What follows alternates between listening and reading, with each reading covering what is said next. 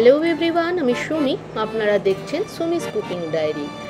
এখন পাকা আমের সিজন, তাই পাকা আম দিয়ে একটা দারুণ স্বাদে ডেজার্ট বানিয়ে ফেললাম।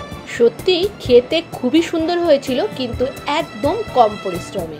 এই ডেজার্টটা খেতে একদম রসমালাইয়ের মতো লাগছিল, তাই আমি নাম দিলাম ম্যাঙ্গো রসমালাই। তো চলুন দেখে নেওয়া যাক 10 মিনিটে আমি কিভাবে বানিয়ে ফেললাম এই ম্যাঙ্গো রসমালাইটা। এখানে আমি নিয়ে নিয়েছি 500 ml ফুল ফ্যাট মিল্ক। দুধটা যতক্ষণ না 1/3 হবে ততক্ষণ আমি এটাকে ফোটাতে থাকবো। দুধটাকে মাঝে মাঝে নাড়িয়ে দেব যাতে নিচে লেগে না যায়। এর মধ্যে মিশিয়ে দেব আমি 3 থেকে 4 টেবিল স্পুন মতন কনডেন্স মিল্ক।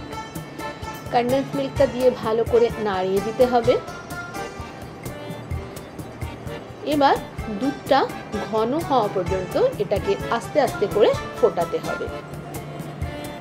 কিছুক্ষণ পরে আমি এর মধ্যে মিশিয়ে দেব 1/4 cup powder milk.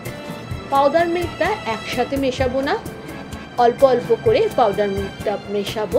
1/4 cup powder milk মিশিয়ে ভালো করে নাড়িয়ে দেব যাতে লাম্পস না পড়ে। এরপর আরও একটু ঘন হতে দেব। এদিকে ম্যাঙ্গো রসমালাই, সেজন্য আম তো লাগছেই। একটা আম নিয়ে নিয়েছি, এটা হিমসাগর আম, আর খুব মিষ্টি আম হতে হবে যাতে একটু টক ভাব না থাকে। আমটা ভালো করে খোসা ছাড়িয়ে বড় বড় চাঙ্ক করে কেটে নিচ্ছি।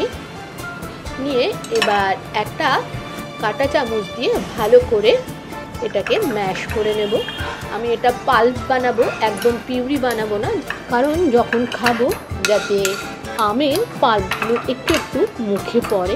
পিউরি করলে একদম কিচ্ছু মুখে পড়বে না, তাই আমি এটাকে পাল্প বানিয়ে নিলাম যাতে খেলে বোঝা যায় যে আম খাচ্ছি।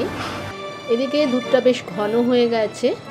এই ঘন দুধটার মধ্যে দিয়ে দেব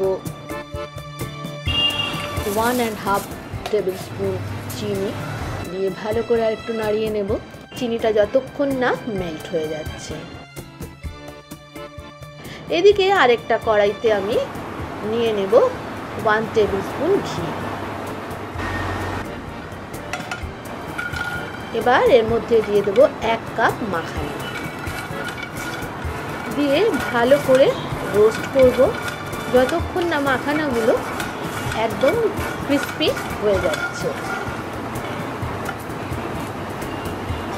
মাখানাটা একদম ক্রিস্পি হয়ে গেছে। এবার গ্যাসের ফ্লেমটা আমি নিভিয়ে দেব, দিয়ে এটাকে একটুখানি ঠান্ডা করে নেব। এদিকে দুধটাও একদম ঘন হয়ে গেছে, মাঝে মাঝে আমি নাড়িয়ে নাড়িয়ে দিচ্ছি।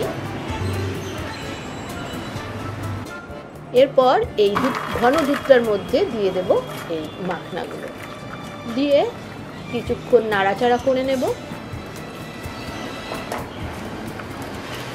এবার গ্যাসের ফ্লেমটা অফ করে দেব আর দুধটাকে একটু ঠান্ডা হতে দেব। 5-7 মিনিট পরে দুধটা ঠান্ডা হয়ে গেলে এর মধ্যে মিশিয়ে দেব আগে থেকে তৈরি করে রাখা ম্যাঙ্গো পাল্প, দিয়ে ভালো করে নাড়িয়ে নেব যাতে সমস্ত জায়গায় মিশে যায়। এইভাবেই তৈরি করে ফেললাম একদম কম সময়ের মধ্যে ম্যাঙ্গো রসমালাই। এই ম্যাঙ্গো রসমালাইটা একটু ঠান্ডা করে সার্ভ করবেন, তাহলে খেতে আরও ভালো লাগবে। এবার আমি এটাকে একটা সার্ভিং ডিশে নিয়ে নেব, নিয়ে এর ওপরে গার্নিশ করে দেব পেস্তা কুচি আর রোজ পেপল দিয়ে। এই ম্যাঙ্গো রসমালাইটা খেতে খুবই সুস্বাদু হয়েছিল। আশা করি বাড়িতে একবার ট্রাই করবেন। ভালো লাগলে সাথে থাকবেন, ভালো থাকবেন।